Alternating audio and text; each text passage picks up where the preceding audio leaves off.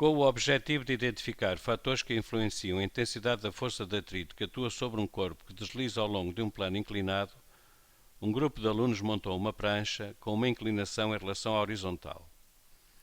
Os alunos colocaram sobrecargas sobre o paralelepípedo e abandonaram esse conjunto sempre no mesmo ponto do plano. Admita que os alunos abandonaram os conjuntos paralelepípedo mais sobrecarga num ponto situado a uma altura de 47,00 cm em relação à base do plano, de modo que esses conjuntos percorressem uma distância de 125,00 cm até ao final do plano, como esquematizado na figura. Num dos ensaios, usaram um conjunto paralelepípedo mais sobrecarga de massa 561,64 gramas, tendo verificado que este conjunto chegava ao final do plano com uma velocidade de 1,30 metros por segundo. Calcule a intensidade da força de atrito que atuou sobre o conjunto nesse ensaio. Apresente todas as etapas da resolução. Portanto, nós temos aqui o esquema que os alunos utilizaram, portanto, deixaram cair paralelepípedos, deslizar, aliás, paralelepípedos de uma altura de 47,00 cm, portanto, definida em relação aqui à base do plano, e esses paralelepípedos deslocavam-se ao longo do plano 125,00 cm. Eles verificaram que a velocidade com que eles atingiam a base do plano era 1,30 metros por segundo e, portanto, calcula a intensidade da força de atrito, ou seja, se houve força de atrito a atuar, isso quer dizer então que a velocidade, se não existisse força de atrito, era superior a este valor. Vamos aqui representar a rampa, o paralelepípedo e vamos analisar as forças que atuam sobre o paralelepípedo. Portanto, presume-se que o paralelepípedo está sujeito a um campo gravitacional, portanto, temos aqui a força gravítica a atuar no paralelepípedo.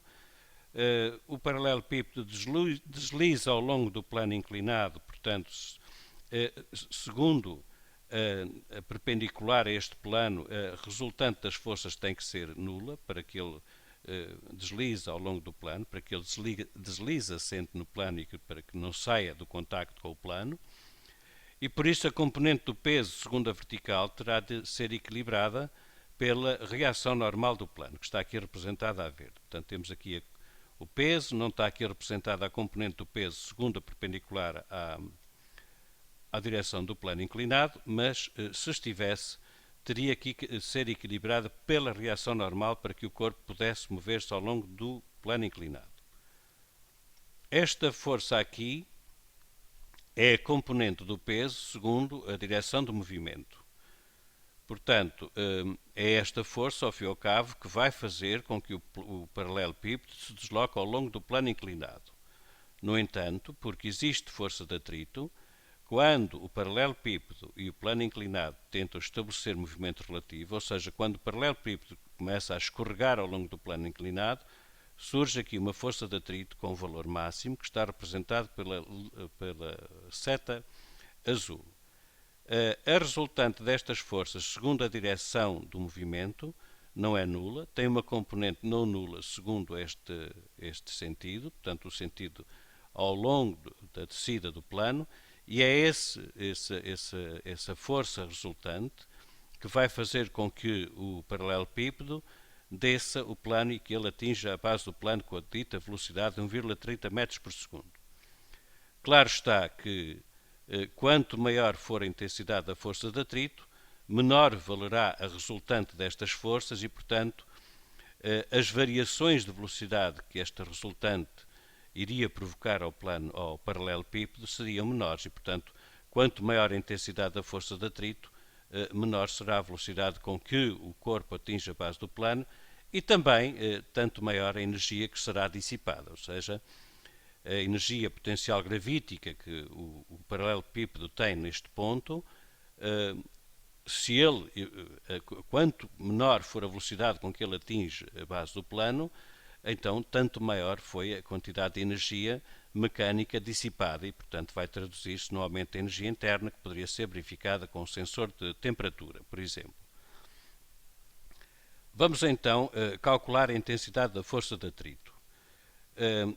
Antes de mais, uma animação para ver o movimento do carrinho do paralelepípedo ao longo do plano. Novamente, repare-se que ele é uniformemente acelerado, porque a resultante das forças que atuam sobre ele, segundo esta direção, não é nula. Já está. E, portanto, ele atinge aqui a base do plano com uma determinada velocidade, ou seja, com uma determinada energia cinética.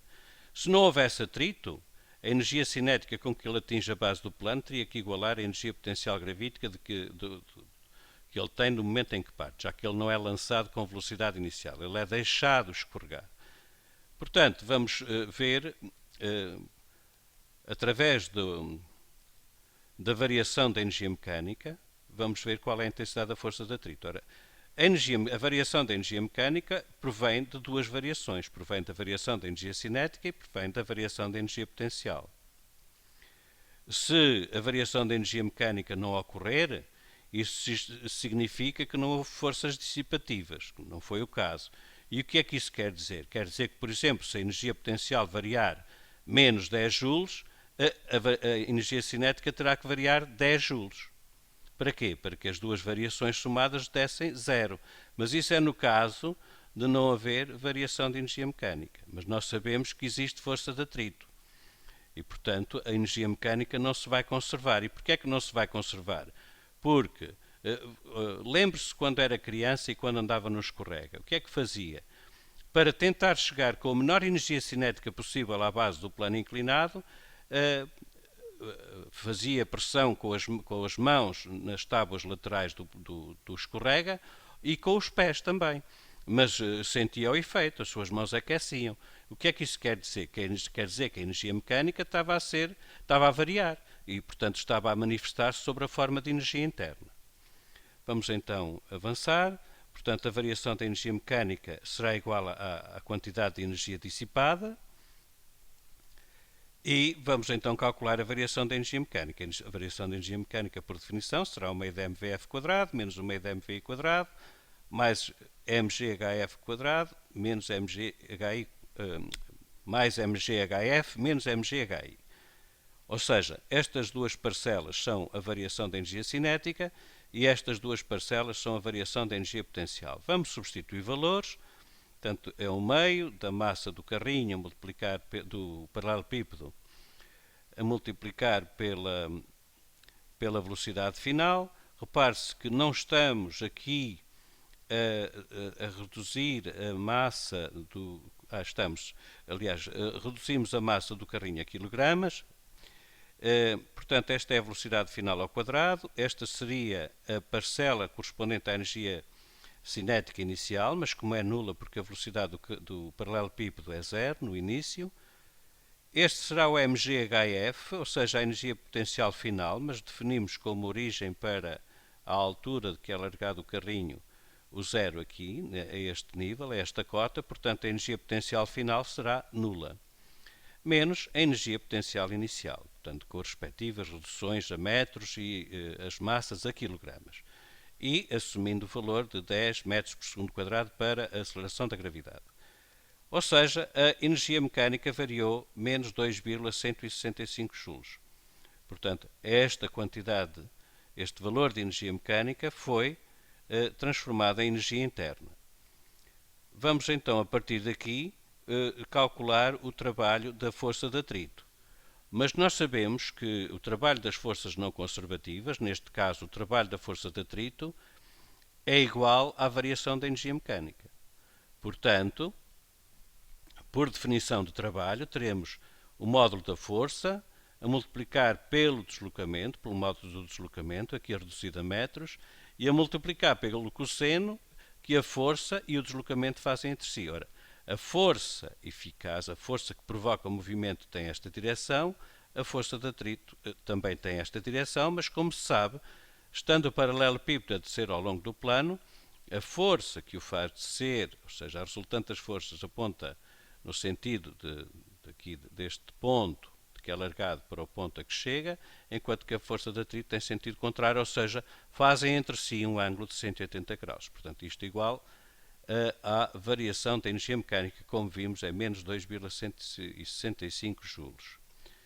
Portanto, fazendo as substituições, vamos fazer as contas, vamos encontrar que a força de atrito teve uma intensidade de 1,73 newtons.